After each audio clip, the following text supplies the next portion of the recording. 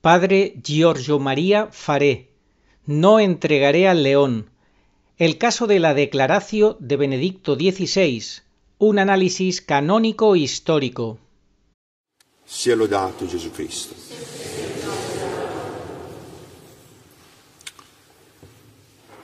Mi scuso in anticipo per la lunghezza di questa omelia. Sarà un'omelia molto lunga e sarà l'omelia più lunga di tutta la mia vita sacerdotale. Però, data la delicatezza della questione che tratterò, non ho potuto fare diversamente. Non sarà la mia solita omelia a braccio, sarà un'omelia letta, perché come vi ho detto dovrò essere estremamente rigoroso e preciso e dettagliato in quello che dirò. Quindi vi chiedo di avere la pazienza di ascoltarmi dall'inizio fino alla fine, così capirete tutto il senso del discorso che adesso andrò a fare. Introducción. Alabado sea Jesucristo. Predicaba fuerte, decía cosas duras a los fariseos, a los doctores de la ley y a los sacerdotes. No decía pórtate bien, sino simplemente les decía raza de víboras, así sin más. Arriesgaba la vida, pero él era fiel y les decía en la cara, adúltero, no te es lícito vivir así. Pero es seguro que si hoy fueras un párroco y dijeras en la homilía dominical, entre vosotros hay algunos que son una raza de víboras y hay muchos adúlteros, seguramente el obispo recibiría cartas de escándalo. Echen a este párroco que nos insulta. San Juan insultaba. ¿Por qué? Porque era fiel a su vocación y a la verdad. Él es el que no usaba palabras a medias para condenar a los orgullosos. Pidamos a San Juan la gracia del coraje apostólico para decir siempre las cosas con verdad. Chiediamo a San Giovanni la grazia del coraggio apostolico di dire sempre le cose con verità. Acabo de leeros un extracto de la homilía pronunciada por el Papa Francisco el 15 de diciembre de 2016. Este fragmento se refiere a San Juan Bautista, a su vocación a la verdad y a cómo la luz de Dios pudo brillar gracias a su testimonio. En los últimos años he comenzado a cuestionarme sobre cuestiones cruciales respecto a la situación actual de la Iglesia. Este período de reflexión coincidió con mi doctorado en teología con especialización en teología fundamental, que comencé hace 4 años en la Pontificia Universidad Gregoriana. Durante este tiempo, profundicé en cuestiones desconocidas para la mayoría de los fieles católicos, porque la jerarquía eclesiástica las descuida y los medios de comunicación no se hacen eco de ellas. En 2023 completé mi doctorado y publiqué mi disertación, pero mi proceso personal de discernimiento continuó. En este camino hubo un punto de inflexión el pasado 16 de junio, durante la Santa Misa en rito ambrosiano. La primera lectura trataba el pasaje de Sodoma y Gomorra, Génesis 18 al 19. En la segunda lectura, San Pablo nos recordaba que ni los injustos, ni los inmorales, ni idólatras, ni adúlteros, ni depravados, ni sodomitas, ni ladrones, ni avaros, ni borrachos, ni calumniadores, ni estafadores heredarán el reino de Dios. 1 Corintios 6 del 9 al 10. El Evangelio de ese domingo era la parábola de la fiesta de bodas del Hijo del Rey, que concluye así, porque muchos son llamados, pero pocos escogidos. Mateo 22:14. La proclamación de esta palabra de Dios me interpeló profundamente. En ese momento comprendí que estaba llamado a tomar una decisión fundamental. Tenía que decidir si permanecía fiel a las Sagradas Escrituras y a Jesucristo, o sucumbía a la tentación de adaptarme a una enseñanza hecha de compromisos y verdades a medias. Desde ese día elegí intensificar la reflexión y la oración sobre este tema antes de tomar una decisión definitiva. A pesar de mi deseo de continuar este proceso de discernimiento por más tiempo, los eventos recientes, que están generando escándalo y confusión entre los fieles, me han llevado a acelerar los tiempos. Me siento llamado a hablar públicamente, siguiendo el ejemplo de San Juan Bautista, anunciando la verdad con coraje y sin medias palabras, fiel a mi vocación. Hemos llegado a un punto crítico. Un sacerdote debe elegir entre predicar lo que las Sagradas Escrituras y la Iglesia siempre han enseñado o adherirse a lo que enseña el llamado Papa Francisco en su magisterio ordinario. Sí, lo habéis entendido bien. He dicho el llamado Papa Francisco. Lo que hoy os digo y lo que sostendré con todos los argumentos y las fuentes necesarias es que desde hace más de 11 años un hombre reconocido como Papa por la mayoría ocupa el trono de Pedro, pero no es, sin embargo, el Papa legítimo. Mis primeras dudas surgieron al leer las publicaciones del padre Alessandro Maria Minutela, del periodista Andrea Cionci y del padre Fernando Maria Cornet.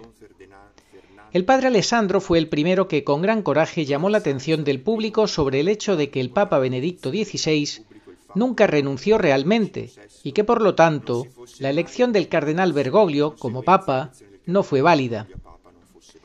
Andrea Cionci ha realizado y sigue realizando un trabajo paciente y preciso, respaldado por latinistas, historiadores, eclesiásticos, magistrados, canonistas, juristas y filósofos. La investigación de Cionci me proporcionó elementos fundamentales para la interpretación jurídica de la declaración de Benedicto XVI. El padre Fernando Maria Cornet, gracias a su libro muy bien documentado, Habemus Antipapam, me ofreció otros importantes elementos para la investigación que realicé.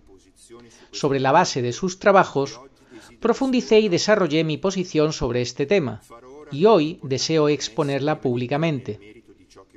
Voy a hacer ahora algunas aclaraciones importantes antes de abordar el núcleo de lo que os he anunciado. Primero, reconozco a todos los sumos pontífices desde San Pedro hasta el Papa Benedicto XVI y me distancio de cualquier forma de sedevacantismo. Segundo, reconozco el Concilio Vaticano II, siempre me he comprometido a estudiarlo y a denunciar las interpretaciones neomodernistas que se han hecho del mismo. Estas han causado, desde el inmediato posconcilio hasta hoy, aplicaciones destructivas para la fe, la moral, la liturgia y la vida de la Iglesia en general.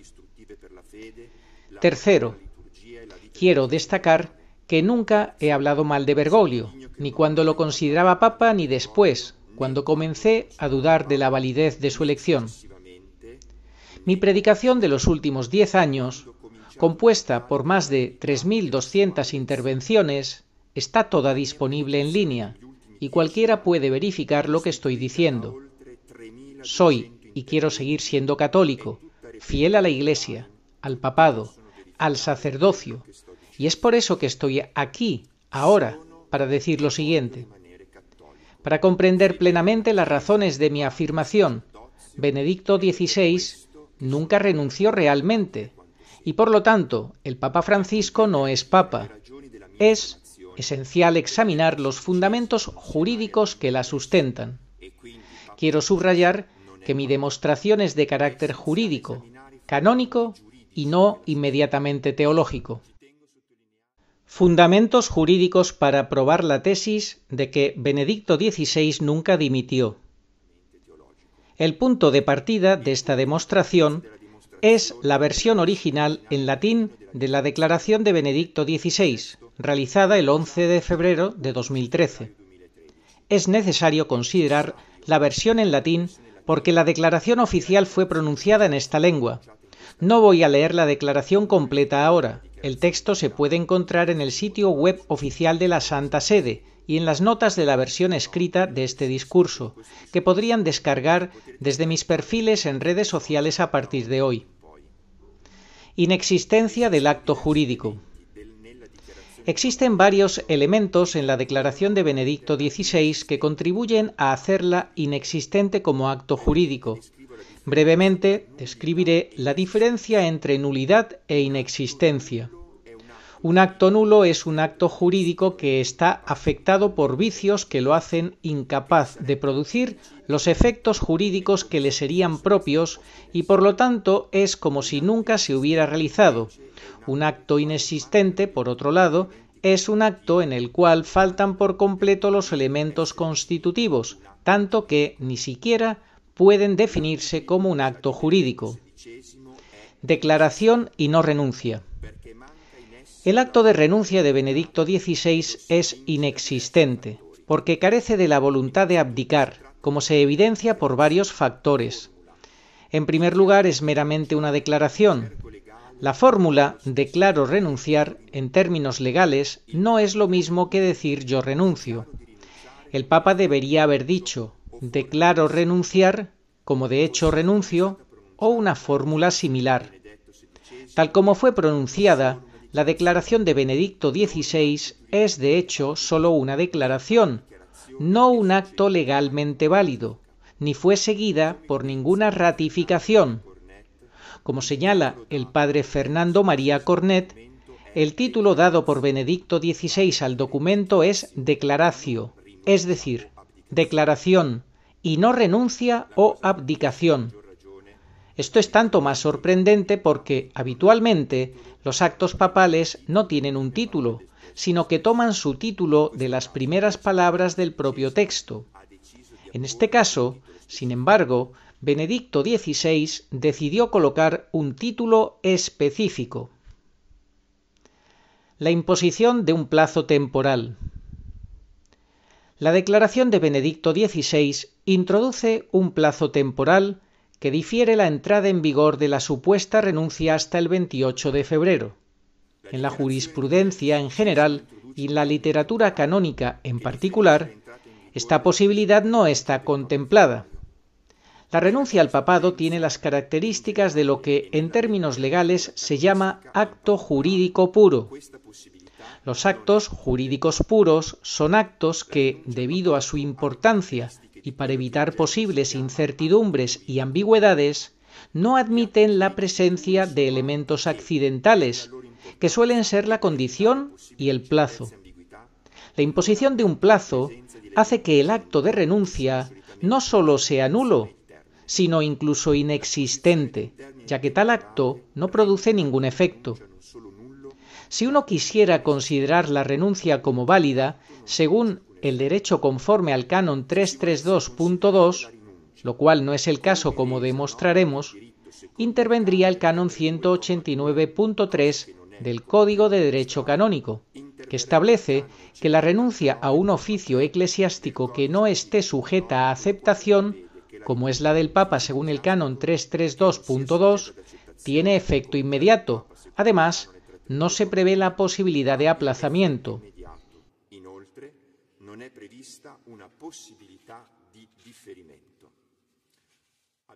Inexistencia del acto de renuncia por falta de objeto o nulidad por error sustancial. Hemos visto que en la declaratio de Benedicto XVI no existe la voluntad de renunciar al papado, por lo que no existe como acto jurídico y no produce ningún efecto legal. En caso de que se deseara considerar dicho acto como jurídico, sería nulo por varias razones que procedo a enumerar. En el texto de la declaración se utilizan dos términos, el término munus, que aparece 2 veces, y el término ministerium, que aparece 3 veces.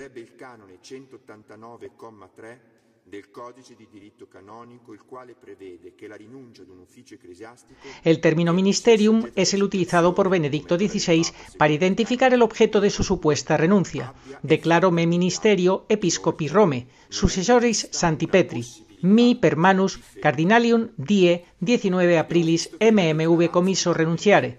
Declaro que renuncio al ministerio de obispo de Roma, sucesor de San Pedro, que me fue confiado por medio de los cardenales el 19 de abril de 2005. Qualora si volesse comunque considerare tale atto come giuridico, La norma que regula la renuncia al papado se encuentra en el Código de Derecho Canónico, promulgado en 1983, que en el canon 332.2 relativo a la abdicación papal introduce la necesidad de renunciar explícitamente al munus petrinum. Esta especificación estaba ausente en el canon 221 correspondiente de la edición anterior, el Codex Iuris Canonici de 1917. En él se mencionaba, de manera genérica, la renuncia, pero no se especificaba a qué debía renunciar el Papa para que su acto fuera válido. Dichiaro di rinunciare al ministero di vescovo di Roma, successore di San Pietro, che mi è stato affidato per mano dei cardinali il giorno 19 aprile 2005. Cuando Benedicto XVI escribe y pronuncia un acto de importancia histórica y jurídica tan trascendental, aunque usa la palabra munus en otros lugares de la declaración, cuando indica explícitamente a qué declara que quiere renunciar, usa otra palabra. No dice munus, como exige el canon 332.2 del Código de Derecho Canónico, la única norma existente sobre la abdicación papal, sino que usa la palabra ministerium. Il Codex Iuris Canonici del 1917. In esso si parlava genericamente di rinuncia, ma non era esplicitato. En la traducción italiana de la declaración, esto pasó desapercibido, porque ambos términos, munus y ministerium, se tradujeron indebidamente como ministerio. Volveré más adelante sobre el tema de las traducciones, pero en latín los dos términos, munus y ministerium, tienen diferentes acepciones, tanto en el uso clásico como en el latín jurídico de la Iglesia. Non dice munus, come richiesto dal canone 332,2 del Codice di Rito Canonico. Para continuar con nuestra demostración debemos considerar las fuentes del derecho canónico de las cuales se puede extraer el significado de los términos munus y ministerium, en referencia al sumo pontífice. Munus e ministerium sono stati indebitamente tradotti con ministero. Tornerò più avanti sulla questione delle traduzioni, ma in latino. El uso técnico de los dos términos en el contexto del derecho canónico más reciente se puede explicar de la siguiente manera. Munus se refiere al oficio, la dignidad y la responsabilidad espiritual del Papa como sucesor de Pedro y cabeza de la Iglesia Universal. Dalle quali si può trarre il significato dei termini munus e ministerium riferiti al Sommo Pontefice. Ministerium representa la ejecución práctica y visible de dicho oficio, es decir, las acciones concretas que derivan de ese munus. Alla dignità e alla responsabilità spirituale del Papa come successore di Pietro e capo della Chiesa universale. Ministerium rappresenta l'esecuzione pratica e visibile di tale ufficio. El munus del Papa es la esencia de su cargo divino, mientras que el ministerium es la expresión práctica de ese munus en la gobernanza diaria de la Iglesia.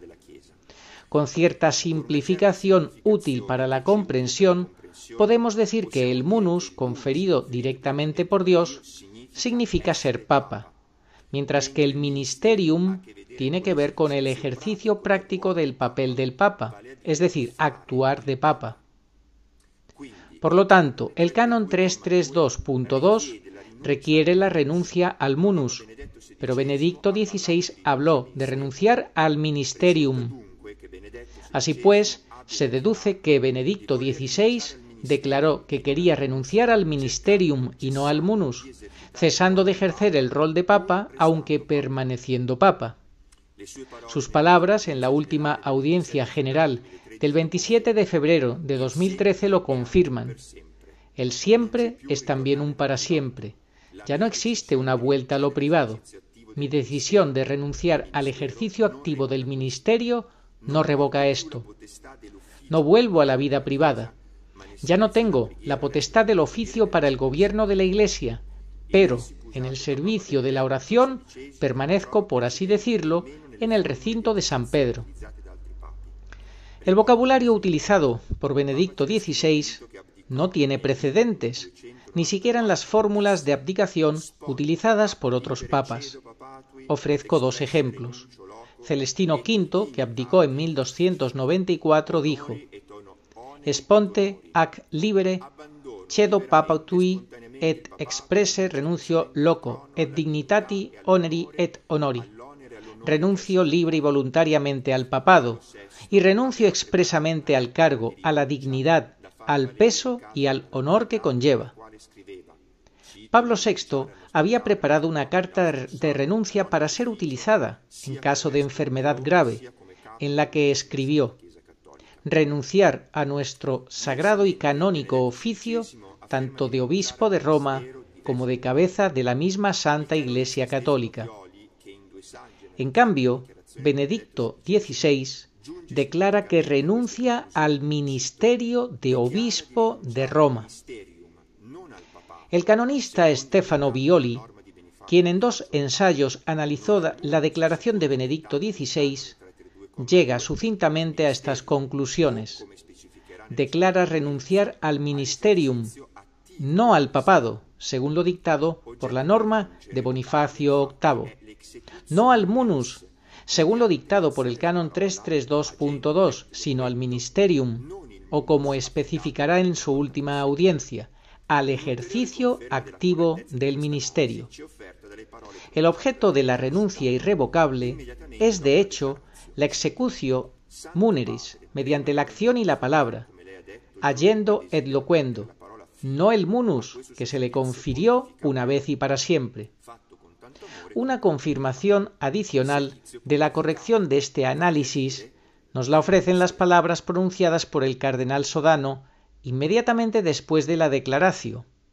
Santo Padre, antes del 28 de febrero, como usted dijo, día en que desea poner fin a este servicio pontificio realizado con tanto amor, con tanta humildad. Servicio pontificio, es decir, el ministerium. Según el abogado Antonacci, la discrepancia en la fórmula utilizada por Benedicto XVI con respecto al canon 332.2 la hace nula por error sustancial, según el canon 188 del Código de Derecho Canónico. Esta tesis es respaldada por los abogados que colaboran con Andrea Chionci. Según la abogada Estefanía Costa, sin embargo, esto también sería una causa de inexistencia del acto, siguiendo el razonamiento que paso a ilustrar. La abogada Acosta se presenta o se pregunta si realmente es posible separar el munus y el ministerium en el caso del Santo Padre. Para un obispo, esto es posible y ocurre cuando se jubila, retiene el munus, es decir, el ser obispo, que le fue conferido a través de un sacramento y por lo tanto no puede ser cancelado, pero no retiene el ministerium o la tarea de administrar una diócesis. Por el contrario, para el sumo pontífice, renunciar solo al ministerium mientras retiene el munus es una imposibilidad jurídica, por conducir a un fraccionamiento de las funciones que por derecho divino son necesariamente inescindibles, inseparables, pues la titularidad íntegra de las mismas en cabeza de una única persona es imprescindible para garantizar la unidad de la Iglesia. Por lo tanto, la renuncia de Benedicto XVI al cargo, munus, de romano pontífice no existió, por falta de objeto, lo que significa que no hubo acto jurídico y que la sede no quedó vacante según derecho. Veremos más adelante el único caso en el que un papa puede perder su ministerium mientras retiene el munus. Otras consideraciones. Otro elemento anómalo se refiere a la motivación de la supuesta renuncia.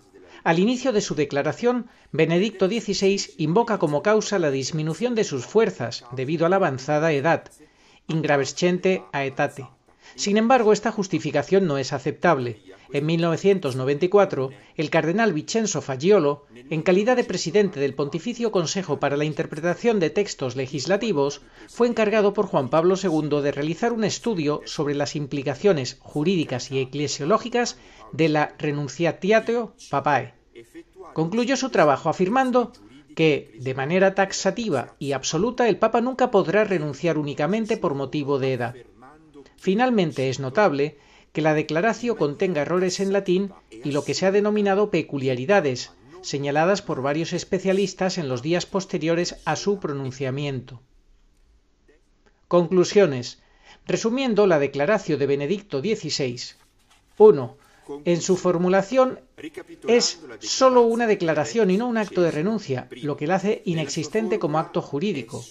Contiene un aplazamiento incompatible con un acto jurídico puro y con el canon 189.3 del Código de Derecho Canónico. Nuevamente, estos son motivos para la inexistencia del acto.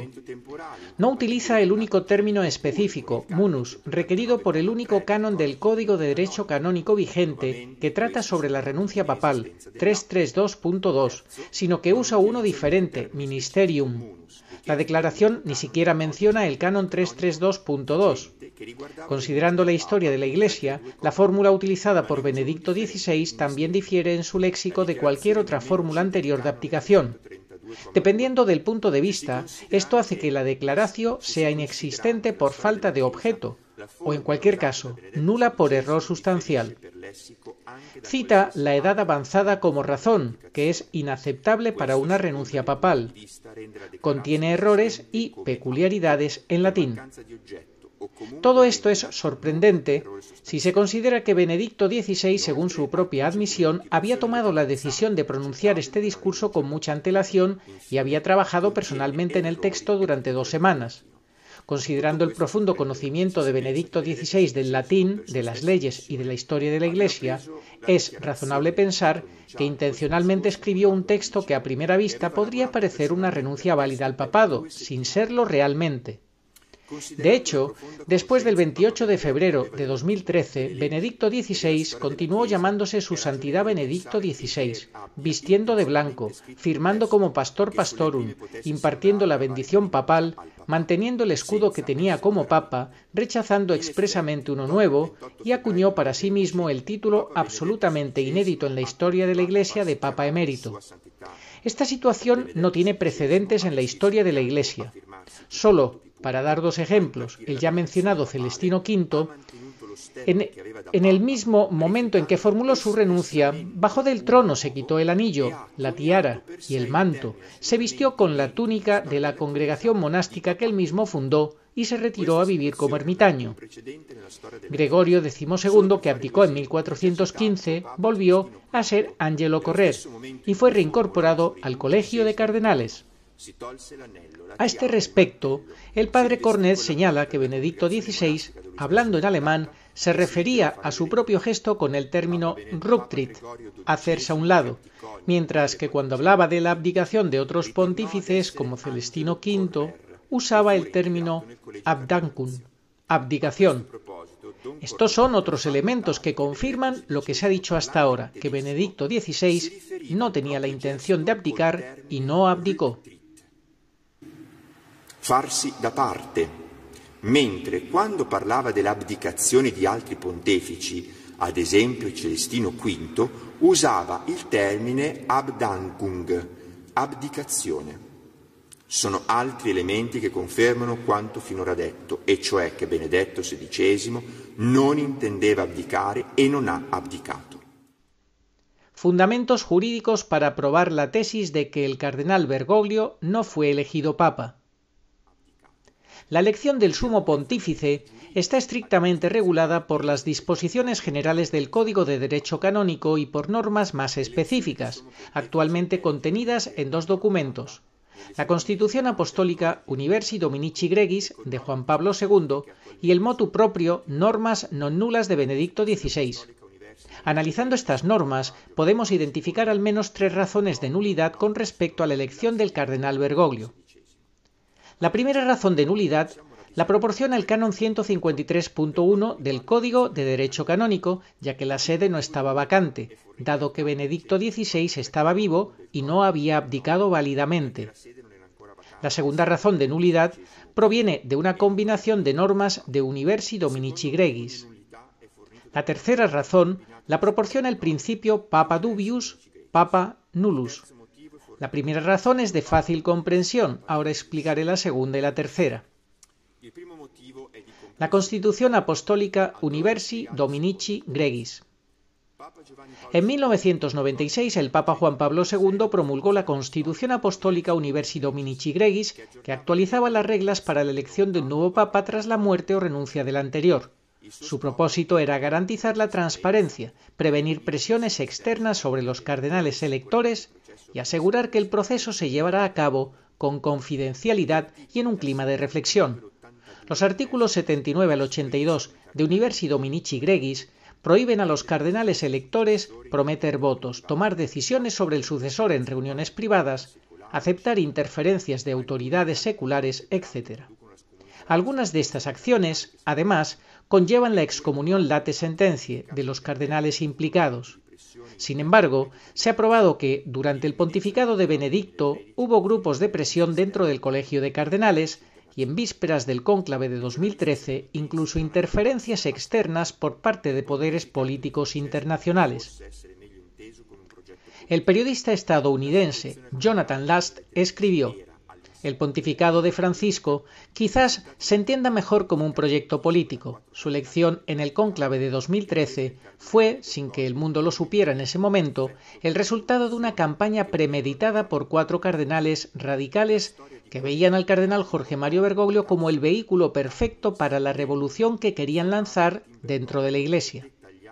La historia de cómo los cardenales Cormac Murphy O'Connor, Walter Casper, Godfrey Taniers y Karl Lehmann formaron el Team Bergoglio se detalla en la biografía hagiográfica de Francisco, escrita por Austen Ivereit.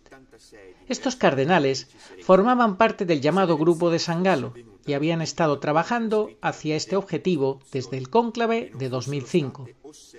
El artículo 76 de Universi Dominici Gregis dice: si la elección se hubiera realizado de modo distinto a como ha sido prescrito en la presente Constitución o no se hubieran observado las condiciones establecidas en la misma, la elección es por eso mismo nula e inválida, sin que se requiera ninguna declaración al respecto, y por tanto no da ningún derecho a la persona elegida. Dado que la elección de Papa Francisco ocurrió de manera diferente a lo previsto por Universi Dominici Gregis, es nula e inválida. Un papa dudoso no es papa. Existe otro elemento proveniente de la tradición canónica que debe considerarse, a saber, el principio papa dubius, papa nullus. Un papa dudoso no es papa, que, parafraseado, significa que si hay duda sobre si un papa fue canónicamente elegido, entonces no es papa. El cardenal Gianfranco Ghirlanda, profesor emérito de Derecho Canónico en la Pontificia Universidad Gregoriana, escribe: existe el caso de un papa dudoso. Si hay una duda positiva e irresoluble sobre la legitimidad de la elección, la doctrina afirma que un papa dudoso es papa nulo.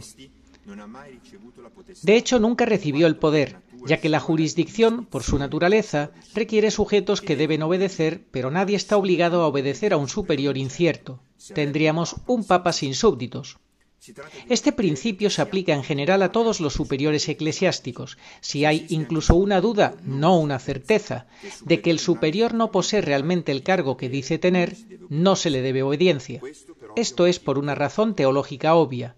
El Evangelio de Jesús es un evangelio de libertad, y la obediencia en el sentido cristiano solo se justifica en la medida en que la autoridad representa y transmite la voluntad de Dios. Un usurpador nunca podrá hacerlo. Volviendo al principio papa dubius, papa nullus, he ilustrado las razones que demuestran la invalidez de la elección del cardenal Bergoglio. Numerosos otros individuos, sacerdotes, teólogos, canonistas, abogados e intelectuales en general, han planteado objeciones similares o diferentes. Es por tanto un hecho que la elección del cardenal Bergoglio ha sido cuestionada desde varios sectores, y ninguna de estas hipótesis ha recibido refutaciones oficiales. La Santa Sede no ha refutado los abundantes argumentos presentados durante todos estos años, ni se ha distanciado de ellos. Incluso en el caso de sacerdotes excomulgados por declarar inválida la elección de Francisco, se ha declarado la excomunión late sententiae por cisma, pero que yo sepa, no se ha demostrado la falta de fundamento de sus argumentos.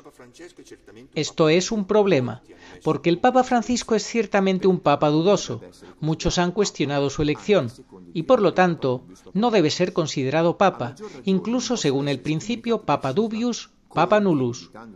Con mayor razón, no pueden ser excomulgados por cisma aquellos que, dudando de su elección, se niegan a obedecerle. De hecho, Numerosas fuentes de diversas épocas coinciden en decir que no se comete delito de cisma al negarse a obedecer a un papa dudoso. El jesuita alemán Franz Xaver Wentz, importante canonista y rector de la Pontificia Universidad Gregoriana, escribió: «No pueden ser considerados cismáticos aquellos que se niegan a obedecer al romano pontífice porque sospechan de su persona o creen que fue elegido de manera dudosa debido a rumores extendidos, como ocurrió después de la elección de Urbano VI. El cardenal Tommaso de Bio, teólogo y filósofo que también fue maestro general de los dominicos, escribió: «Si alguien por una causa razonable sospecha de la persona del Papa y rechaza su presencia, incluso su jurisdicción, no comete el delito de cisma, ni ningún otro, siempre que esté dispuesto a aceptar al Papa si no fuera sospechoso». El cardenal jesuita Juan de Lugo, considerado uno de los teólogos más grandes de su tiempo, escribió: «No será cismático quien niegue la sumisión al Papa porque duda de la legitimidad de su elección o de su autoridad». El padre Ignatius Salt, autor de una obra de derecho canónico centrada en la relación con los cismáticos, escribió: «No hay cisma si se niega la obediencia porque se sospecha de la persona del Papa o de la validez de su elección, o si se le resiste como jefe civil de un Estado». La objeción de la adhesión pacífica y universal. Algunos han invocado el principio de la Pacifica Universalis Ecclesia Adhesio, adhesión pacífica y universal de la Iglesia, para defender la validez de la elección del, entre comillas, Papa Francisco. Aunque no está codificado como norma jurídica, este concepto se ha desarrollado en la eclesiología. Se basa en el dogma de la indefectibilidad de la Iglesia y se refiere a la legitimación de un papa a través de la aceptación pacífica y universal por parte de toda la Iglesia. Hay al menos dos argumentos que contrastan con la aplicación de este principio en el caso que estamos tratando. Primero, como ha demostrado el abogado Ferro Canale, este principio, que, recuerdo, no es una norma jurídica, entra en conflicto con el derecho canónico. El abogado Ferro Canale explica dos casos en los que el derecho prevé casos de elección papal nula e inválida, incluso en presencia de una aceptación universal. La historia de la Iglesia también muestra cómo la aceptación universal no siempre ha sido garantía de la legitimidad de un papa, dado que existe el caso del antipapa Juan XXIII, 1370 aproximadamente al 1419, cuyo nombre permaneció en el anuario pontificio durante 500 años antes de ser eliminado. Segundo, incluso si se considerara válido el principio, no sería aplicable al caso que estamos abordando porque presupone una profunda comunión y consenso dentro de la propia Iglesia, elementos que actualmente están viciados por la presencia de numerosas voces discordantes y persistentes en el tiempo, aunque minoritarias. En consecuencia, no se puede hablar de un consenso pacífico y universal. Además, es importante considerar que el debate sobre la validez de la elección del cardenal Bergoglio ha estado sujeto a censura mediática y eclesiástica. Los fieles privados de información completa no pueden haber expresado una aceptación completamente informada. Incluso la aceptación de los cardenales podría estar condicionada por el chantaje o el temor. Después de todo, varios clérigos que se han atrevido a expresar opiniones divergentes, incluso solo con respecto a las posiciones doctrinales de Bergoglio, han enfrentado destituciones fulminantes e inexplicables. Hanno osato esprimere opinioni divergenti anche solo rispetto alle posizioni dottrinali di Bergoglio, sono incorsi in rimozioni fulminee e inspiegabili. Conclusiones. En todos los casos tratados anteriormente, la consecuencia es que Bergoglio no es papa, nunca ha sido papa y no tiene ningún derecho como pontífice. La sede de Pedro ha estado vacante desde el 31 de diciembre de 2022, aunque esto no se haya declarado oficialmente, y el llamado, entre comillas, Papa Francisco, es por lo tanto un antipapa y habría incurrido en la excomunión late sententiae. Dado que Bergoglio y al menos parte del colegio cardenalicio siempre han sido conscientes de la invalidez de la elección, no se puede presumir la buena fe, necesaria para invocar el principio de suplencia, y por lo tanto todos los actos de Bergoglio desde la elección en adelante son nulos. En particular subrayo que la creación de cardenales no es válida. También recuerdo que durante la sede impedida, desde 2013 hasta la muerte de Benedicto XVI, o durante la sede vacante, desde la muerte de Benedicto XVI hasta la fecha, el Colegio de Cardenales, las congregaciones o los dicasterios solo pueden gestionar los asuntos ordinarios y urgentes sin tomar decisiones que puedan considerarse innovaciones o cambios significativos en la vida de la Iglesia. Esto, de acuerdo con el Canon 335 del Código de Derecho Canónico, que dice: al quedar vacante o totalmente impedida la sede romana, nada se ha de innovar en el régimen de la Iglesia Universal. Han de observarse, sin embargo, las leyes especiales dadas para esos casos. Hablaremos más adelante sobre la sede impedida de Benedicto XVI. Esta situación también sienta las bases para una sucesión antipapal, porque un cónclave en el que participen pseudocardenales nombrados por Bergoglio sería nulo e inválido según Universi Dominici Gregis, número 33, que establece que sólo los cardenales creados válidamente pueden elegir al Papa. Después de examinar por qué la elección del cardenal Bergoglio no puede considerarse válida, es crucial explorar las motivaciones que llevaron a Benedicto XVI a una renuncia sin efectos jurídicos, esto también para disipar cualquier sospecha o juicio negativo sobre él. ¿Qué llevó a Benedicto XVI a emitir una declaración sin efectos jurídicos? Hasta ahora hemos examinado desde una perspectiva canónica los numerosos elementos que contribuyeron a la invalidez de la elección del cardenal Bergoglio. Hemos comprendido que el punto principal es la falta de efectos jurídicos de la renuncia de Benedicto XVI. También hemos comprendido que Benedicto XVI no pudo haber producido de manera inadvertida una declaración tan anómala. Debe haber sido un acto intencional. Entonces, ¿por qué lo hizo? Para obtener una visión amplia y bien documentada de la situación en la que se encontraba Benedicto XVI en el momento de la declaración, remito a los análisis exhaustivos de varios autores como Antonio Socci, 2014 y 2018, Estefanía Costa, 2021 y Andrea Chionchi, 2022. En resumen, estas contribuciones explican la magnitud de la expresión ejercida por los poderes globalistas sobre la Iglesia Católica. Estos grupos de poder persiguen el objetivo de crear un mundo cada vez más unipolar e ideologizado, basado en la globalización económica y cultural, donde las soberanías nacionales se vean reducidas y el poder de decisión se canalice bajo el control de determinadas estructuras supranacionales. La Iglesia Católica representa un obstáculo significativo para estos objetivos, por varias razones.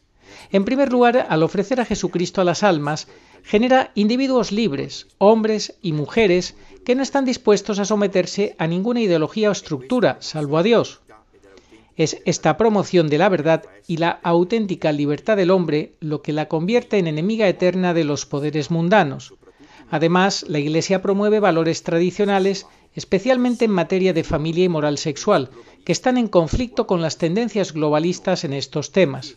Además, la Iglesia defiende la dignidad de la persona, cada vez más amenazada hoy por la ideología liberal radical, denuncia la esencia inhumana del progreso sin escrúpulos que produce una mercantilización del hombre y la sociedad.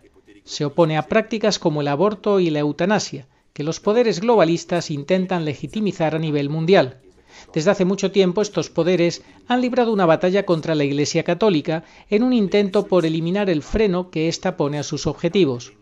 Las presiones ejercidas por los poderes globalistas fueron tales que el Papa Benedicto XVI se vio incapacitado para gobernar eficazmente la Iglesia debido a las divisiones internas y la resistencia a su autoridad.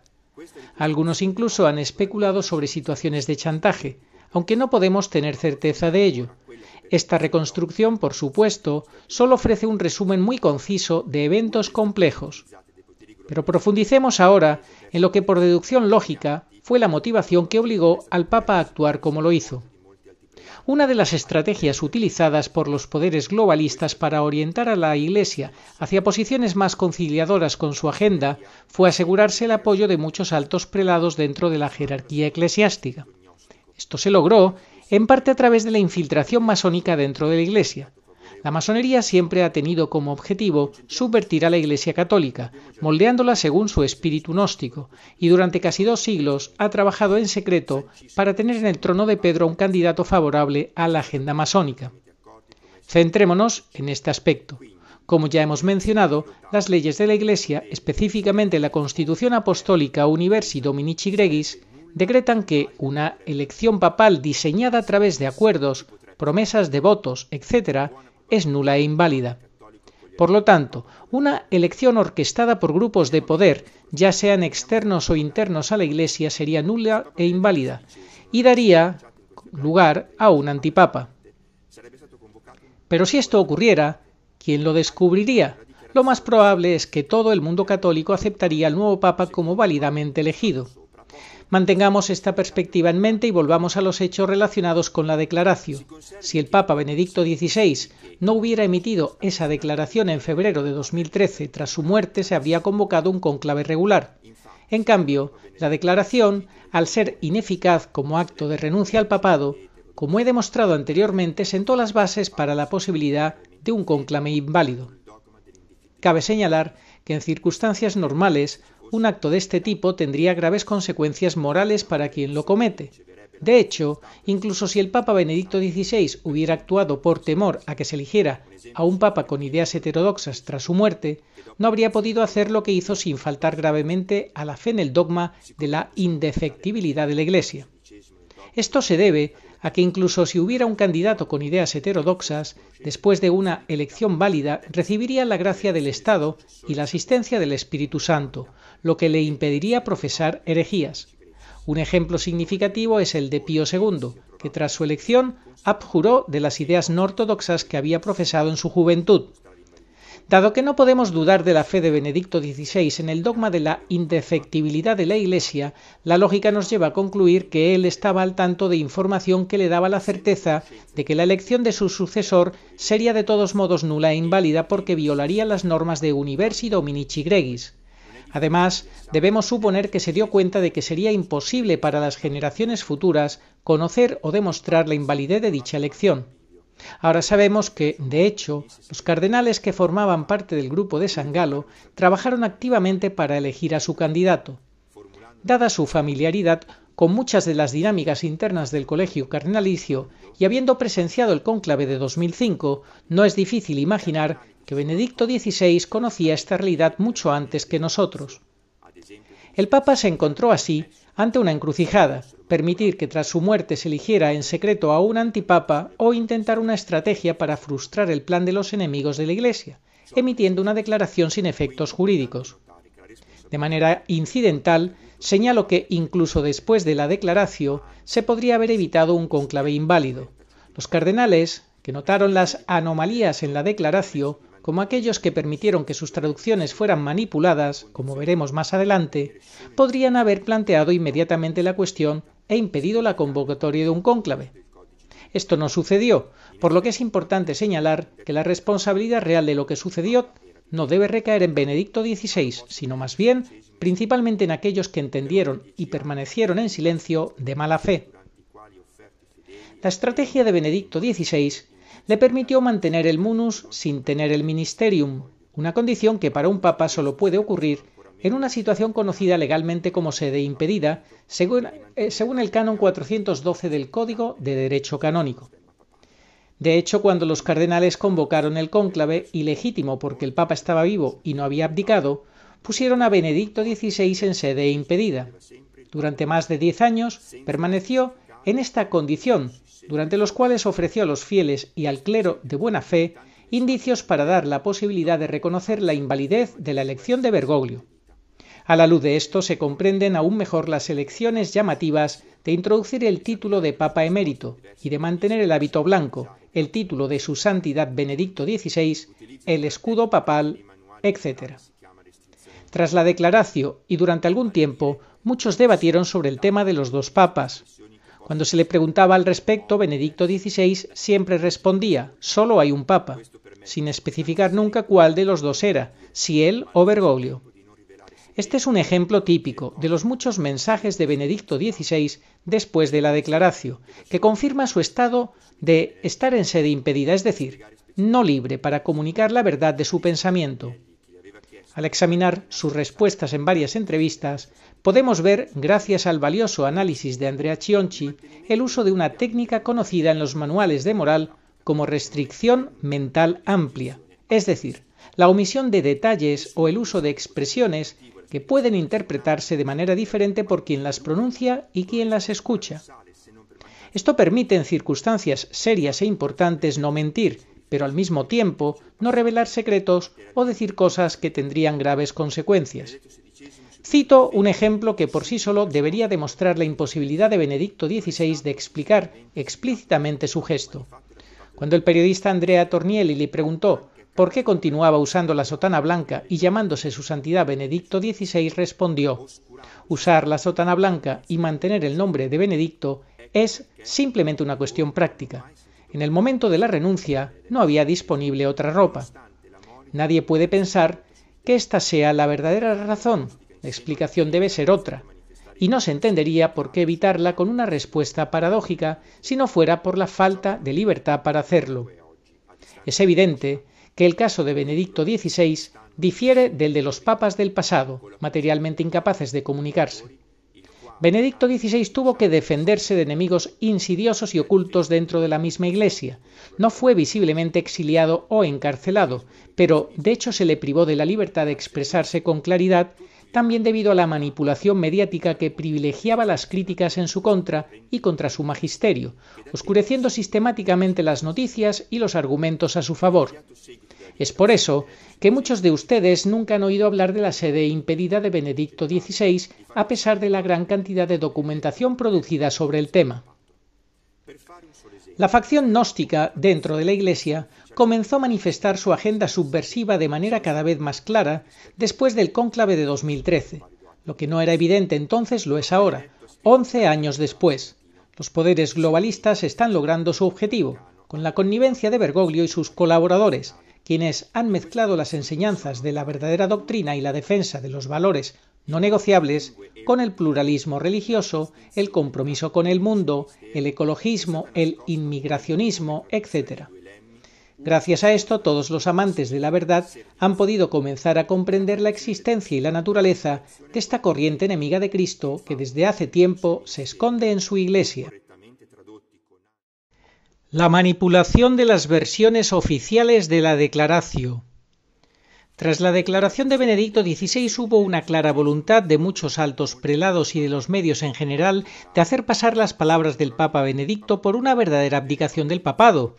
Para dar solo un ejemplo, les mostraré cómo las traducciones oficiales de la Declaratio, publicadas por la Santa Sede, fueron manipuladas en comparación con el latín original para que pareciera un acto de abdicación válido. El Papa Benedicto XVI escribió y pronunció la Declaratio en latín. Posteriormente, las oficinas competentes del Vaticano prepararon las traducciones a varios idiomas nacionales. En estas traducciones podemos observar dos tipos de anomalías. En muchos idiomas europeos se ocultó la distinción entre munus y ministerium, traduciendo ambos términos con una misma palabra que significa servicio.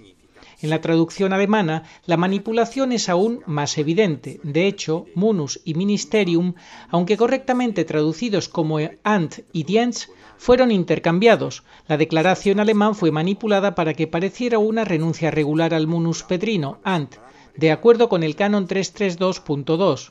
Además, es interesante notar que para la publicación de la declaración en las Acta Apostolicae Sedis, el boletín oficial del Vaticano, se acuñó un título que la hace parecer una abdicación válida, De Muneris Episcopi Romae Successoris Sancti Petri Abdicatione, acerca de la renuncia al munus del obispo de Roma, sucesor de San Pedro. El silencio de los cardenales. Han pasado 11 años desde la supuesta renuncia de Benedicto XVI y casi 2 años desde su muerte, y sin embargo, a pesar del revuelo causado por las serias dudas sobre la legitimidad del nombramiento papal de Francisco, ninguna voz oficial se ha pronunciado aún. La falta de una posición oficial de la Iglesia es aún más preocupante si se considera la gravedad del contexto en el que este papado está ejerciendo su ministerio, un contexto en el que flota la duda sobre su validez efectiva.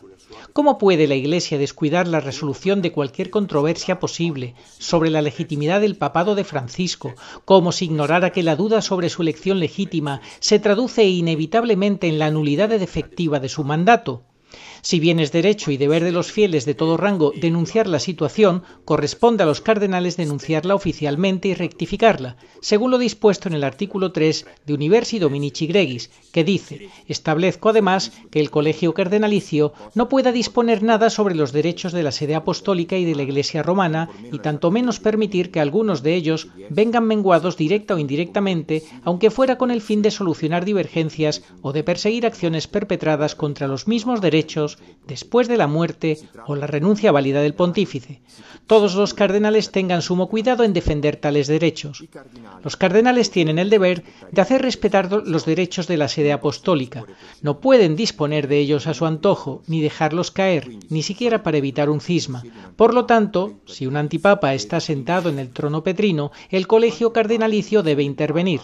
En cuanto a la elección del Papa, las nuevas normas establecen que es responsabilidad exclusiva del colegio cardenalicio, como dice el artículo 33 de Universi Dominici Gregis.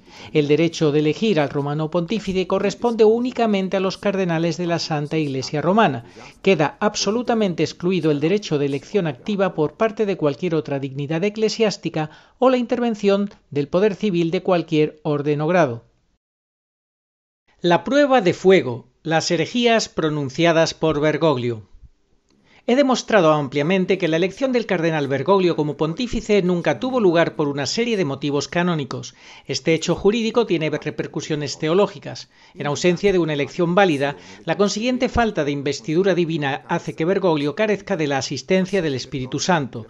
Si él fuera papa, estaría asistido por el Espíritu Santo, como todo pontífice romano, no solo cuando se pronuncia ex cátedra, sino también en el magisterio ordinario. Un papa canónicamente elegido no podría ser herético de manera persistente, ya que eso iría en contra del dogma de la infalibilidad papal. Ahora veremos algunas de las herejías, las más evidentes, en las que ha caído Bergoglio tras su elección, y no tengo constancia de que se haya retractado de ellas. Este breve repaso es suficiente para comprender cuán terribles son las consecuencias para toda la Iglesia de la usurpación del trono de Pedro. El 19 de marzo de 2016 se publicó la exhortación apostólica Amoris Laetitia. De manera engañosa, el documento afirma que ya no es posible decir que todos los que se encuentran en alguna situación así llamada irregular viven en una situación de pecado mortal, privados de la gracia santificante, número 301. Encubiertamente en la exhortación y explícitamente en declaraciones aclaratorias posteriores, Bergoglio llega a afirmar que los divorciados que viven en una nueva unión pueden ser absueltos y recibir la Eucaristía sin vivir en continencia, es decir, persistiendo en la práctica del adulterio. Esto es explícitamente contrario a la palabra de Dios y al magisterio de la Iglesia.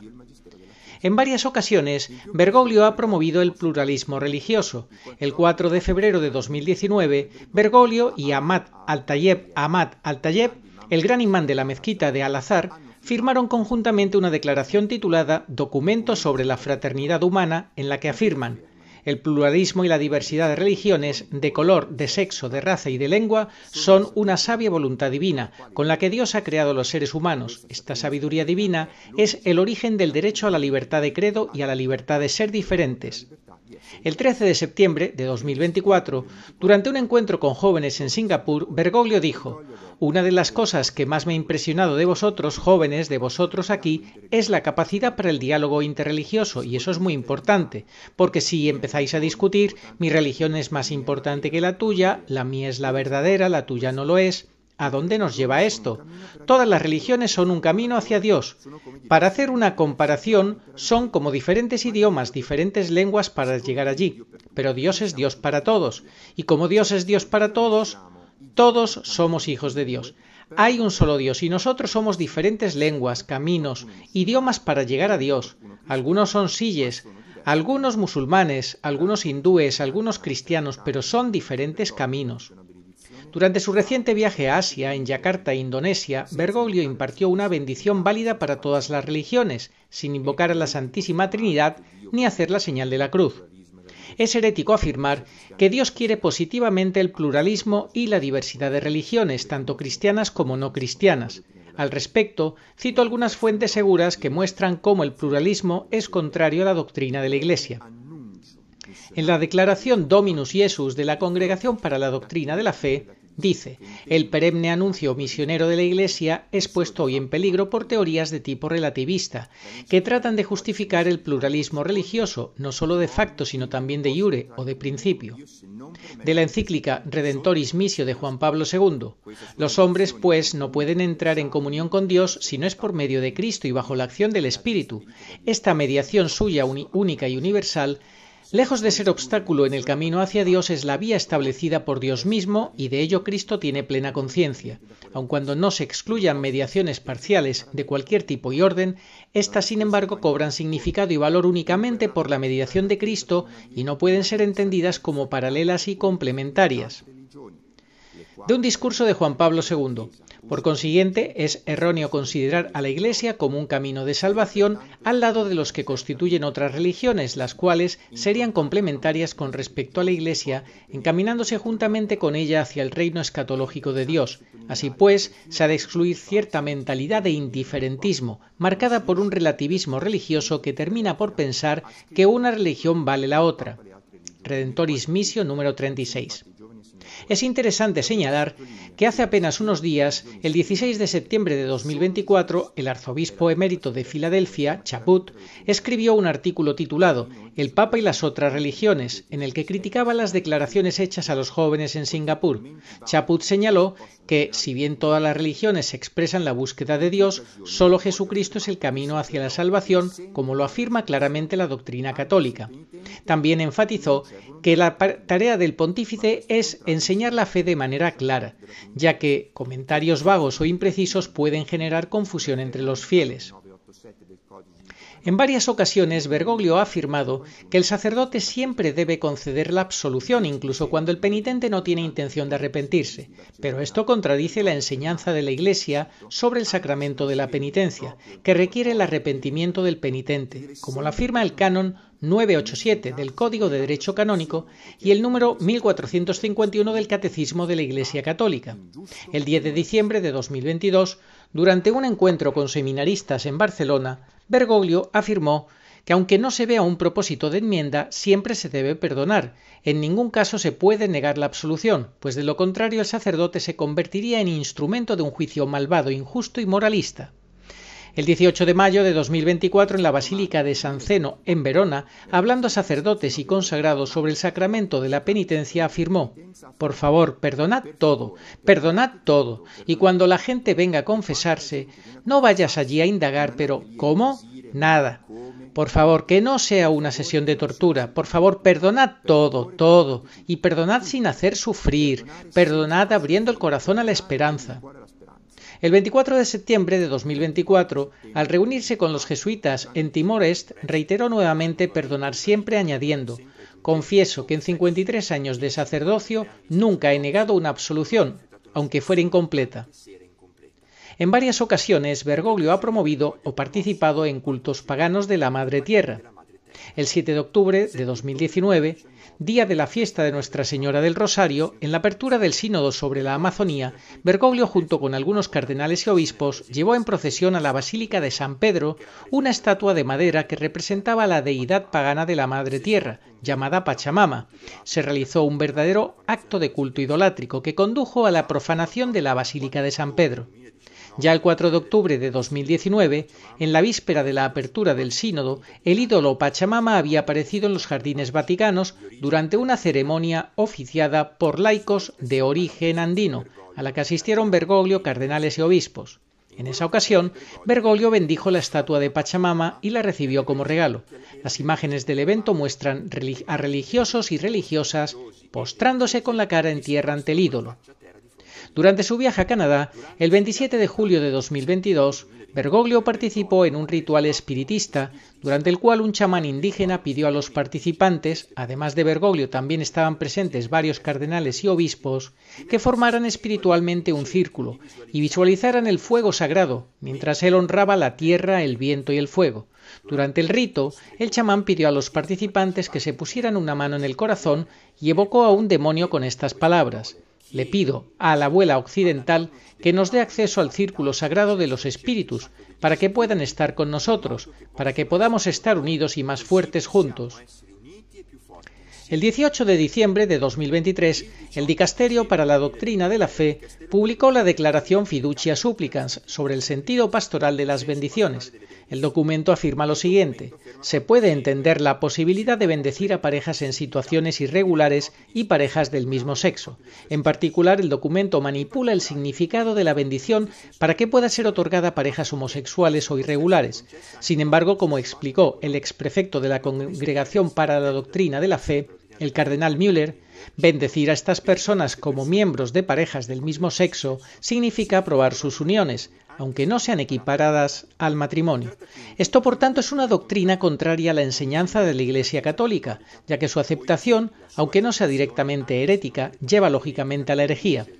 Unas 20 conferencias episcopales y otros tantos obispos diocesanos y grupos de sacerdotes han rechazado este documento. Este hecho denota una grave contradicción, ya que a quien se considera válidamente elegido como papa siempre se le debe obediencia, incluso en su magisterio ordinario. Los 3 puntos que estoy a punto de leer no tratan sobre herejías, pero siguen siendo asuntos graves a tener en cuenta. En 2018, Bergoglio llegó a un acuerdo que permite al gobierno chino elegir a los obispos católicos en el país. Además, ordenó a varios obispos católicos leales a Roma que cedieran sus diócesis a obispos nombrados por el Estado. Este acuerdo fue renovado en 2020 y nuevamente en 2022. Bergoglio ha promovido repetidamente la administración de sueros experimentales, calificándolo de acto de amor, sin plantear preocupaciones morales sobre el uso de células procedentes de líneas celulares obtenidas de fetos humanos abortados voluntariamente en las pruebas y producción, pisoteando los derechos de conciencia de los fieles, incluso con respecto a los posibles peligros de tales remedios. En julio de 2021, Bergoglio publicó el Motu Proprio Traditionis Custodes, que introdujo limitaciones para la celebración de la Santa Misa según el misal de 1962. Al hacerlo, además de interrumpir la reforma de la reforma litúrgica deseada e iniciada por Benedicto XVI, también ha rechazado esa hermenéutica de la continuidad, que tanto le importaba a él. En la posterior carta apostólica Desiderio Desideravi, rechazó cualquier intento de volver a formas rituales preconciliares, subrayando lo que ya se había afirmado con Traditionis Custodes, es decir, que los libros litúrgicos reformados son la única expresión de la lex orandi del rito romano. Este no es el lugar para un análisis de la reforma litúrgica posconciliar y remito a mi libro Il Sacrificio Perfetto, para una exposición de las posiciones de Benedicto XVI sobre la hermenéutica de la continuidad y la reforma de la reforma. Simplemente notaré aquí que Benedicto XVI, con el Motu Proprio Summorum Pontificum y la promoción de la forma extraordinaria del rito romano, buscó corregir la deriva litúrgica que se había extendido después del concilio y que no reflejaba en absoluto sus intenciones. Según el conocido adagio lex orandi lex credendi, cualquier alteración de la liturgia sagrada inevitablemente tiene repercusiones en la fe del pueblo. Las acciones de Benedicto XVI estaban dirigidas a restaurar el sentido de lo sagrado, que las interpretaciones erróneas de la reforma litúrgica habían gradualmente despojado del rito. Podría ser interesante notar, en este sentido, un precedente histórico. Inglaterra en el siglo XVI, en menos de 50 años, pasó de ser una nación fervientemente católica a una anglicana. Una transformación tan rápida y efectiva, entre comillas, no ocurrió a través de un esfuerzo de catequesis o predicación. Fue logrado por Thomas Cranmer, arzobispo de Canterbury, mediante la simple redacción e imposición del Book of Common Prayer, el conjunto de ritos de la Iglesia anglicana, que reemplazó a los libros litúrgicos católicos. Cranmer sabía que, al transformar la liturgia, lograría cambiar la fe del pueblo, y así fue. Concluyo este repaso reiterando que Bergoglio está visiblemente trabajando para subvertir la fe católica de sus raíces, y esto es posible porque no es papa, por lo tanto carece del munus petrino, es decir, de la investidura divina, y por lo tanto de la asistencia del Espíritu Santo. Análisis de la situación actual. 3 posibles posturas. Deseo ahora aclarar las 3 posturas que se pueden tener con respecto a la situación de la Iglesia que se ha creado con la muerte del último Papa Benedicto XVI. La postura bergogliana y legitimista corresponde a los fieles que no son conscientes del antipapado y de la sede primero impedida y ahora vacante, y actúan por ignorancia creyendo erróneamente que Bergoglio es el Papa.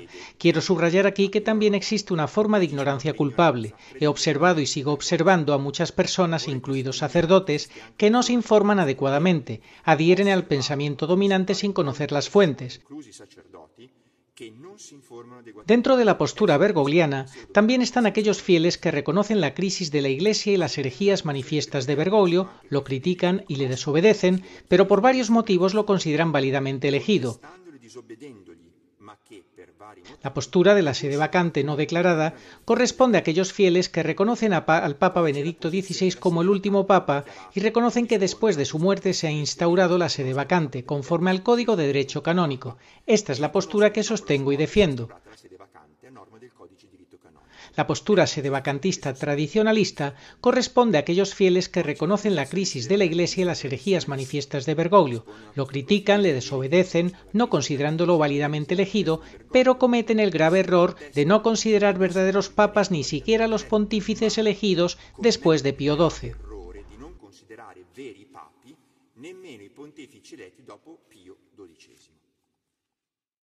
Mi postura. Al tiempo que renuevo mi estima por el sodalicio sacerdotale mariano, deseo comunicarle que no he solicitado mi ingreso en ella. Esta decisión mía ha sido tomada en conciencia por razones personales y no está motivada por la hostilidad. Por tanto, os ruego que no utilicéis este hecho como pretexto para fomentar divisiones entre los sacerdotes. Lo que ya une a todos los sacerdotes que han elegido la verdad por encima de todo es la fidelidad a Jesucristo y a su Iglesia. Es precisamente Él quien, hablando a nuestros corazones sacerdotales, nos hace comprender dónde y cómo quiere que trabajemos, guiándonos con su amor providencial. En resumen, esta es mi postura. Afirmo que Bergoglio no es el Papa, es decir, que no ha recibido la investidura divina, munus, y que ejerce solo y legítimamente el ministerium, por lo que puede calificarse como usurpador del trono de Pedro. Afirmo que Bergoglio ha caído en varias herejías, como he demostrado anteriormente. Reitero, no pretendo afirmar que Bergoglio no sea papa porque es hereje, o que deba ser depuesto porque es hereje. Afirmo que nunca ha sido papa por lo demostrado en la primera parte de mi discurso. Benedicto XVI nunca renunció, por lo tanto el cónclave posterior fue nulo e inválido.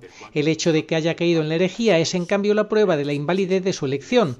De hecho, nunca podría un papa canónicamente elegido ser hereje, porque ello anularía el dogma de la infalibilidad papal.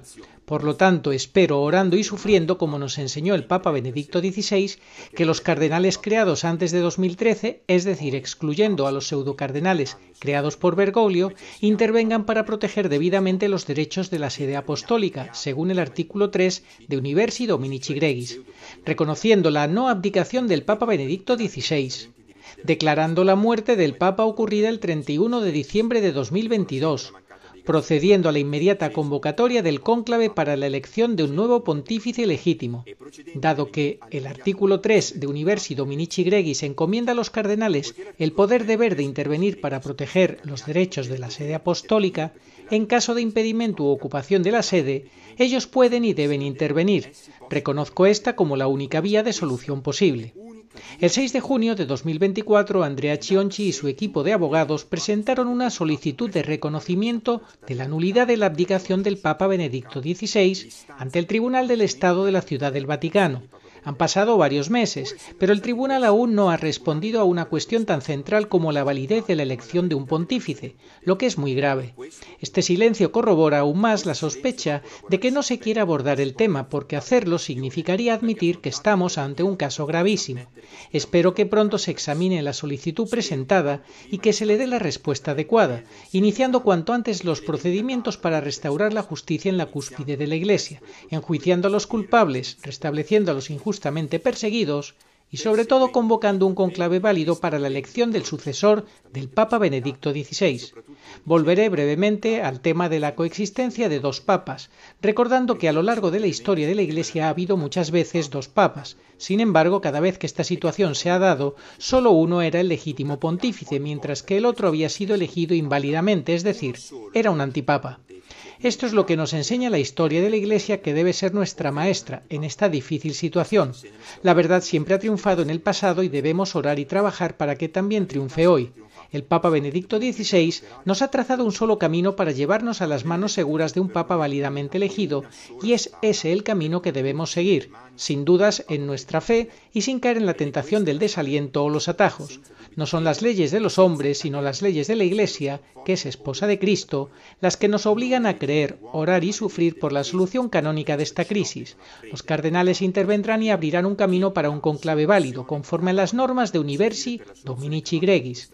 Esto significa confiar en Dios y en el Espíritu Santo que asiste a la Iglesia.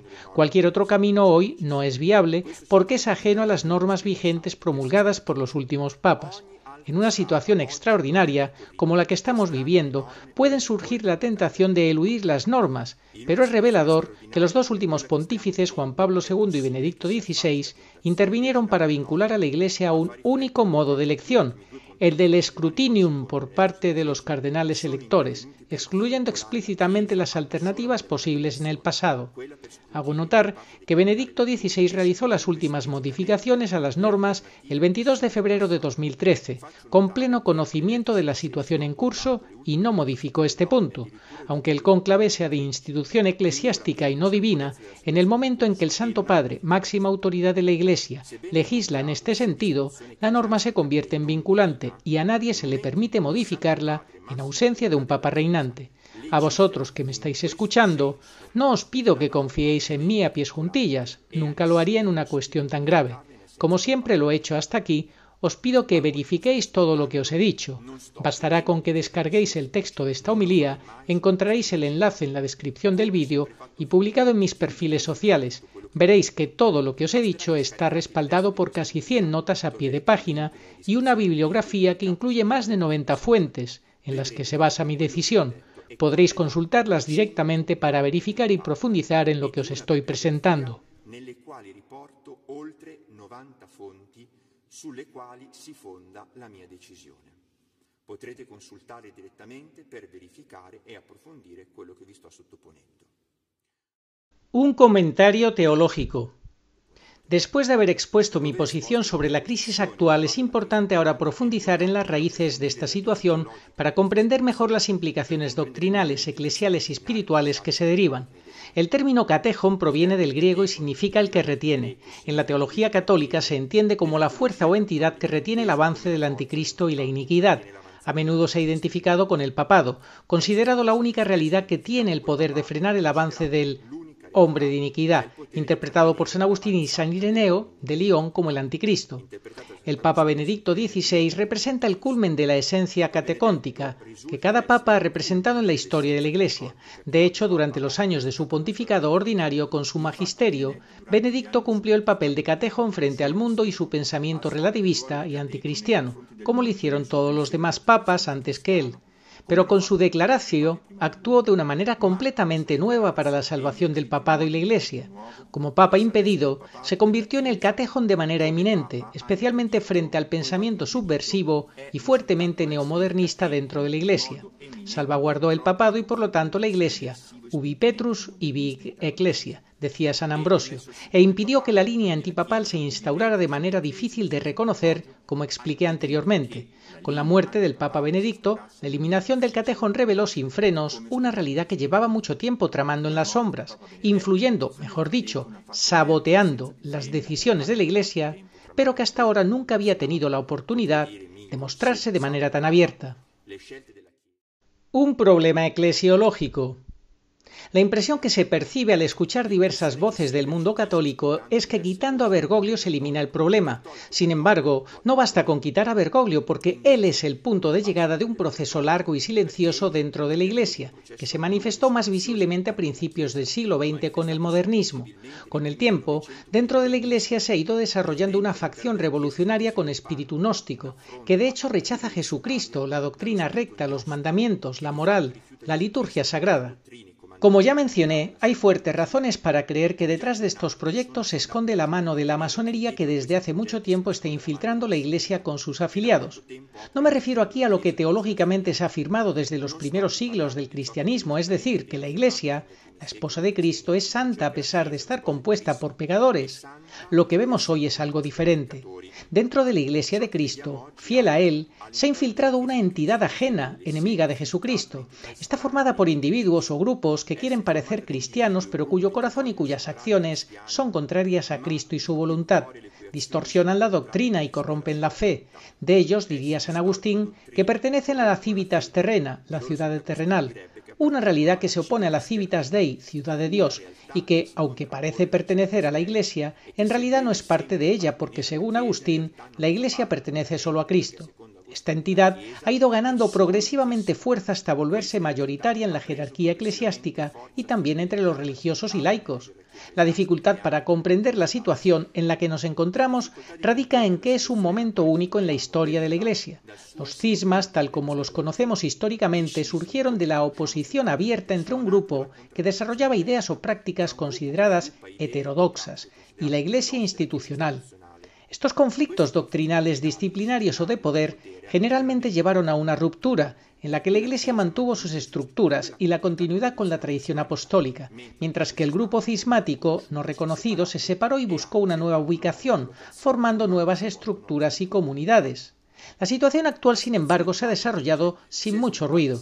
Los enemigos de Cristo se han infiltrado en la Iglesia de manera subrepticia. Han ido conquistando cargos y puestos de poder lentamente. La operación se ha llevado a cabo de manera tal que ha pasado desapercibida para la mayoría de los fieles, que no se han dado cuenta de la subversión en curso.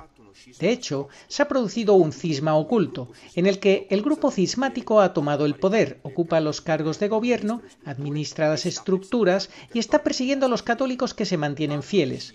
Hablo de cisma porque esta entidad, al ganar poder, se ha desvinculado progresivamente de la obediencia a la Iglesia misma, hasta, como hemos visto, hacer imposible el gobierno del Papa reinante y socavar la sucesión apostólica.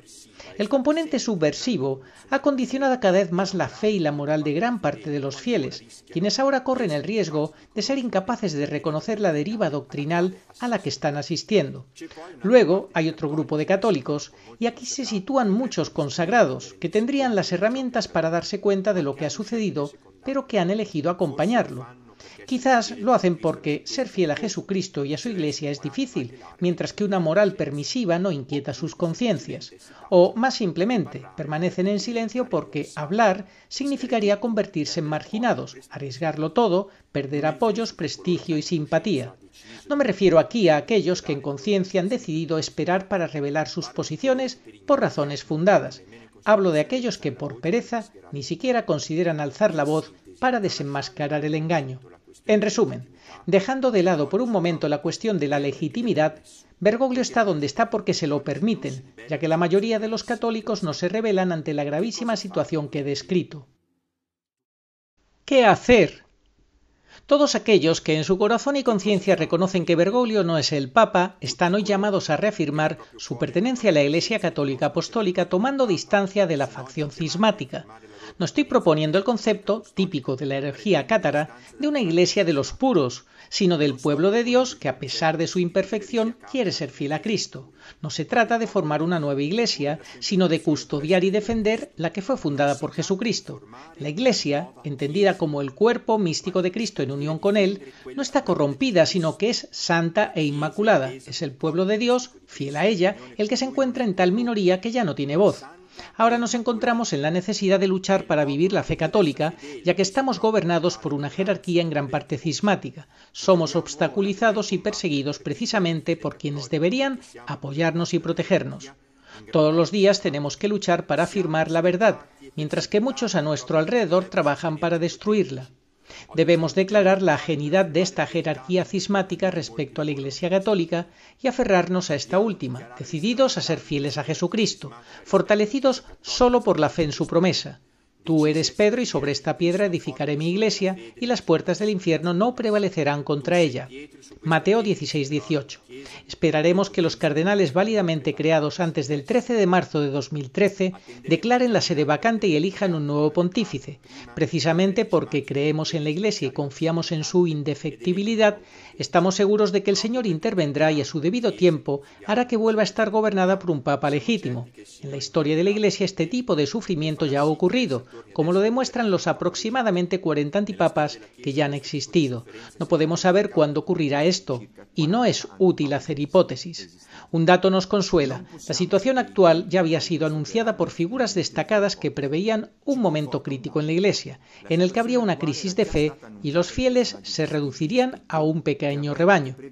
El entonces profesor Ratzinger dijo en 1969: de la crisis de hoy surgirá una Iglesia que habrá perdido mucho, se volverá pequeña y tendrá que comenzar casi desde el principio.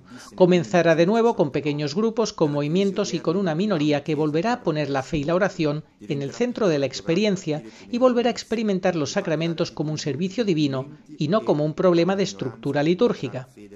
Pablo VI dijo a Jean Guiton: ahora me repito la oscura frase de Jesús en el Evangelio de San Lucas: cuando el Hijo del Hombre vuelva, ¿encontrará fe en la tierra? A veces releo el Evangelio del fin de los tiempos y constato que en este momento están surgiendo algunos signos de ese fin. ¿Estamos cerca del fin? Puede suceder que este pensamiento no católico dentro del catolicismo se convierta mañana en el más fuerte, pero nunca representará el pensamiento de la Iglesia. Debe subsistir un pequeño rebaño, por pequeño que sea.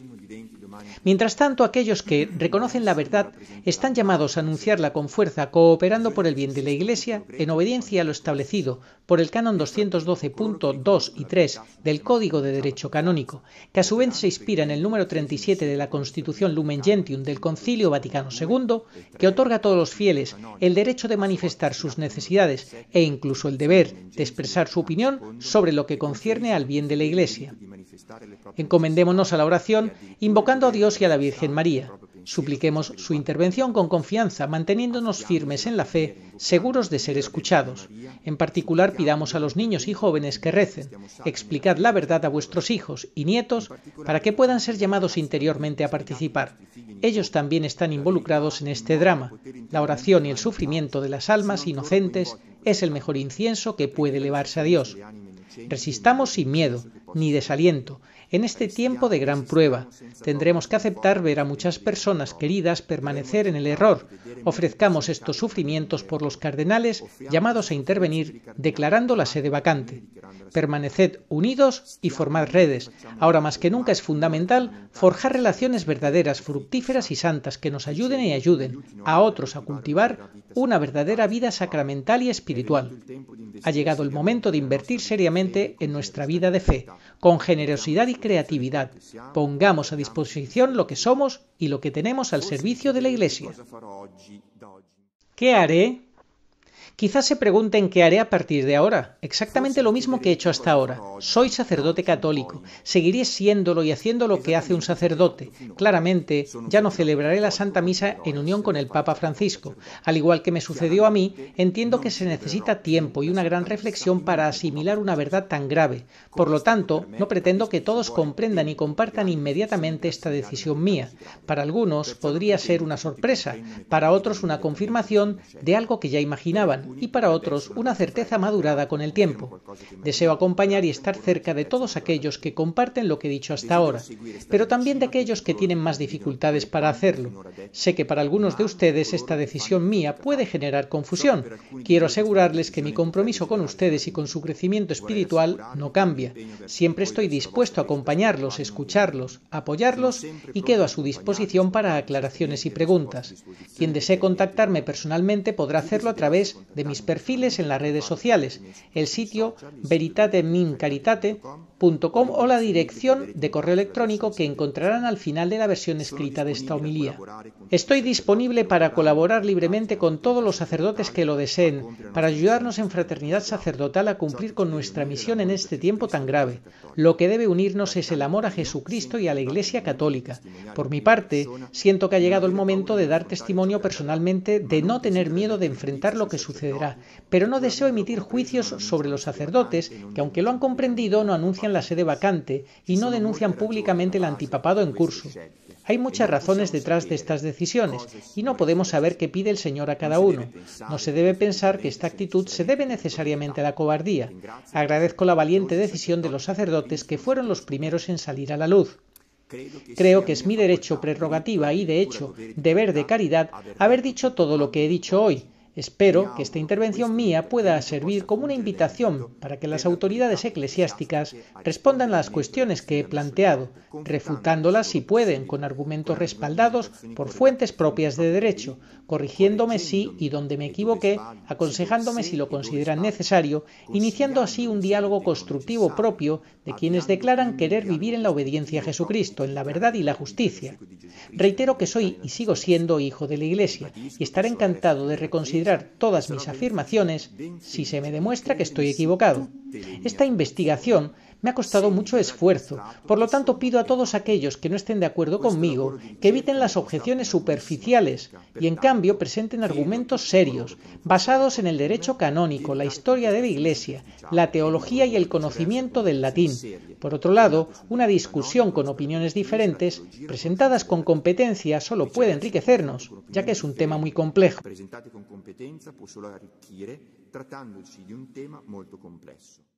Una aclaración sobre herejía y cisma.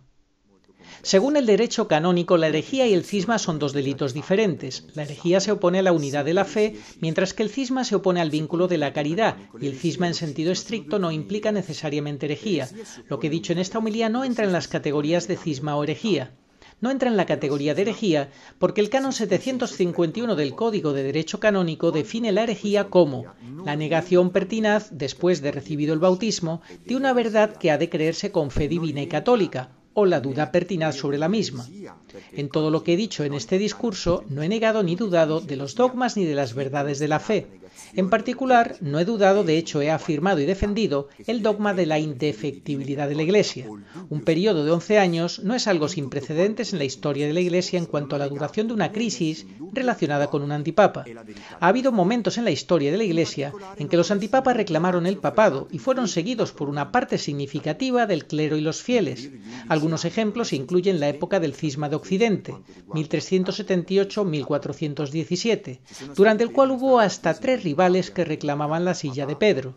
En algunos casos, estas situaciones de cisma y confusión duraron muchos años, incluso décadas. Con respecto al dogma de la infalibilidad papal, no lo niego. Al contrario, sostengo que es precisamente este dogma el que proporciona una prueba de que Bergoglio no es el Papa. Como ya he dicho, si él lo fuera, no podría producir documentos que contradigan los mandamientos de Dios, la doctrina católica, los pronunciamientos definitivos de sus predecesores y su magisterio ordinario. Lo que he dicho tampoco entra en la categoría de cisma porque se llama cisma, el rechazo de la sujeción al sumo pontífice o de la comunión con los miembros de la Iglesia el sometidos, Código de Derecho Canónico Canon 751. Para que se constituya el delito de cisma en sentido estricto, se requieren las siguientes condiciones. Primero, debe retirarse directamente, expresamente o indirectamente, a través de sus acciones, de la obediencia al romano pontífice y separarse de la comunión eclesiástica con el resto de los fieles, incluso si no se une a una secta cismática separada. Segundo, el retiro debe hacerse con obstinación y rebeldía. Tercero, el retiro debe hacerse en relación con aquellas cosas que constituyen la unidad de la Iglesia. Y cuarto, a pesar de esta desobediencia formal, el cismático debe reconocer al romano pontífice como el verdadero pastor de la Iglesia y debe profesar como artículo de fe que se debe obediencia al romano pontífice. Pero, como he repetido en varias ocasiones, todo este discurso parte del hecho de que el llamado Papa Francisco no es el Papa. Si Bergoglio no es el romano pontífice, desobedecerle a él y a la jerarquía en comunión con él no es cisma. En los próximos días volveré a este texto y lo comentaré con calma en mis canales sociales, leyendo también todas las notas para que todos puedan comprender mejor un tema tan delicado. Me gustaría cerrar esta intervención leyéndoles una fábula de una película. Fue precisamente de esta fábula de donde saqué la inspiración para el título de mi intervención de hoy. Les leo las palabras del personaje que la cuenta y las hago mías. En la aventura final de esta maravillosa tierra, en la que los animales hablan con los seres humanos y un majestuoso león los anima a todos al amor, a la fe y al valor, en el último capítulo de esta hermosa historia escrita para niños, ocurrió que los enemigos del león habían exterminado a todos sus seguidores excepto a 2, un oso y un unicornio, atrapados en una estrecha cueva junto al león. El malvado rey enviaba continuamente oleadas de soldados a la cueva para intentar matarlos, pero no lo lograban porque el león, el oso y el unicornio los repelían. Finalmente, el malvado rey envió un mensajero que dijo: «Lo que realmente queremos, el único que nos interesa es el león.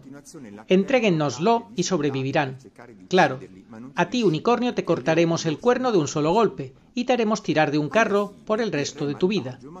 A ti, oso, te pondremos cadenas y bailarás en el circo, pero ambos sobrevivirán». Entonces el león miró a sus amigos a los ojos y les preguntó: «¿Qué piensan hacer?». El oso y el unicornio sonrieron y respondieron: «De todas las formas en que podríamos haber muerto, esta es exactamente la que habríamos elegido». El oso, el león y el unicornio no buscaban el camino fácil. Jesús tampoco lo buscaba cuando aceptó la cruz. Hay muchas personas que no creen en la historia de Jesús, al igual que no creen en la historia del león, del oso y del unicornio. Estoy aquí con ustedes esta mañana porque creo en ambas y nunca entregaré a ese león. Alabado sea Jesucristo. Padre Giorgio Maria Faré, 13 de octubre de 2024. L'orso e l'unicorno fecero un bel sorriso e risposero: «Fra tutti i modi in cui saremo pronti a morire, questo è proprio quello che avremmo scelto». L'orso, il leone e l'unicorno non cercavano la via più facile, non la stavano cercando nemmeno Gesù quando accettò la croce. Ci sono molte persone che non credono nella storia di Gesù come non credono a quella del leone, dell'orso e dell'unicorno. Io sono qui con voi questa mattina perché credo in entrambe e non consegnerò mai quel leone. Sia lodato Gesù Cristo.